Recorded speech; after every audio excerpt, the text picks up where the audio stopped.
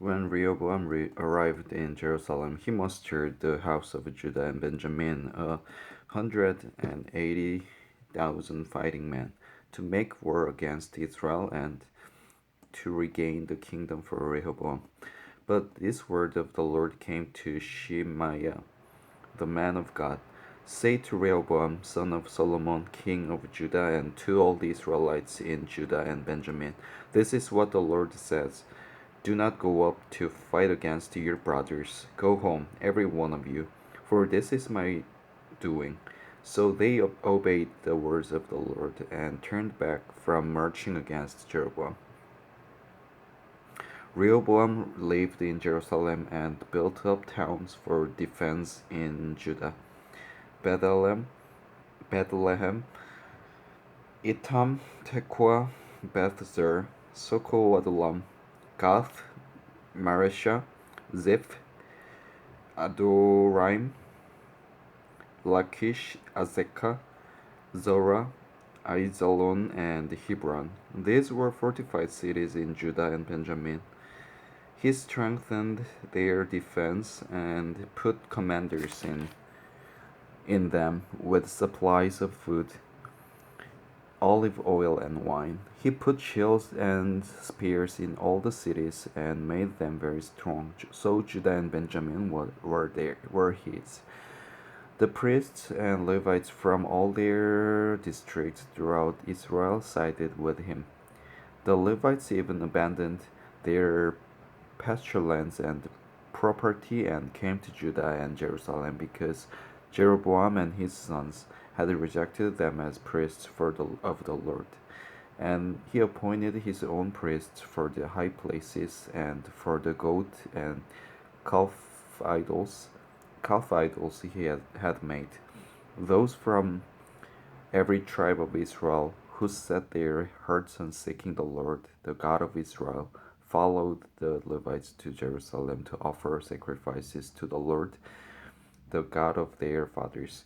They strengthened the kingdom of Judah and supported Rehoboam, son of Solomon, 3 years, walking in the ways of David and Solomon during this time.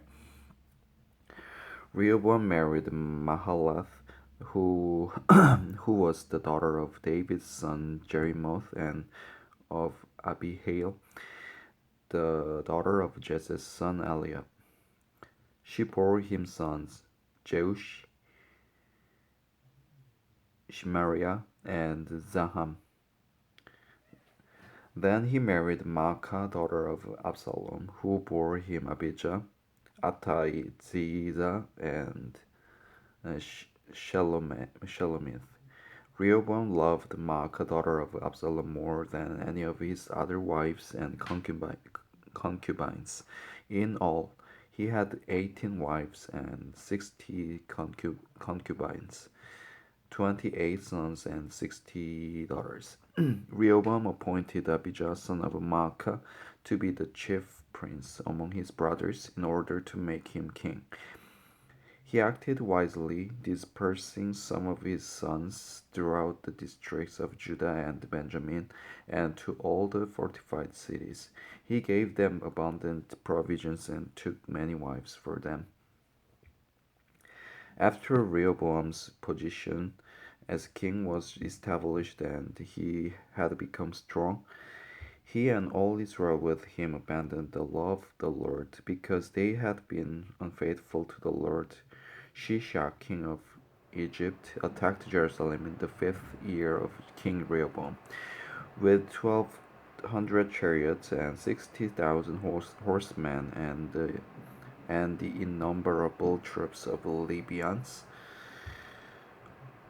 Sukkites, and Cushites that came with him from Egypt. He captured the fortified cities of Judah and came as far as Jerusalem. Then the prophet Shemaiah came to Rehoboam and to the leaders of Judah, who had assembled in Jerusalem for fear of Shishak.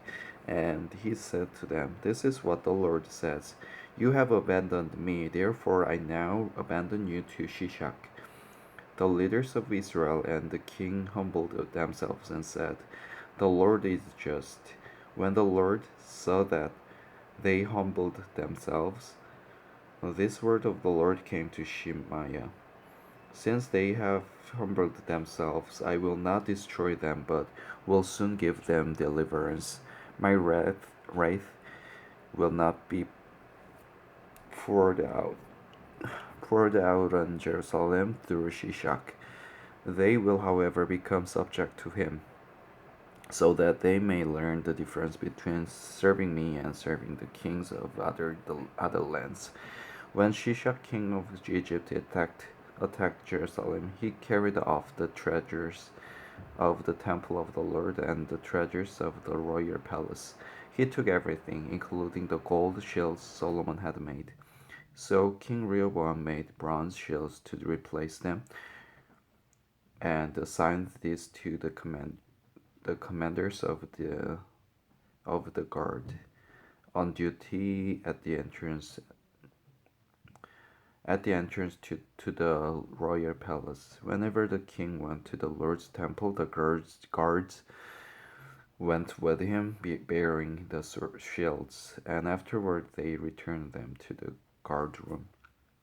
Because Rehoboam humbled himself, the Lord's anger turned from him, and he was not totally destroyed. Indeed, there was some good in Judah.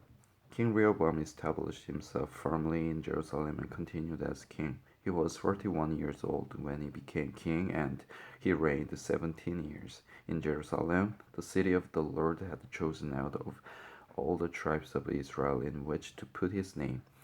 His mother's name was Naamah. She was an Ammonite. He did evil because he had not set his heart on seeking the Lord. As for the events of Rehoboam's reign, from beginning to end, are they not written in the records of Shemaiah the prophet, and of Iddo the seer, that deal with genealogies? There was continual warfare between Rehoboam and Jeroboam. Rehoboam rested with his fathers and was buried in the city of David, and Abijah his son succeeded him as king.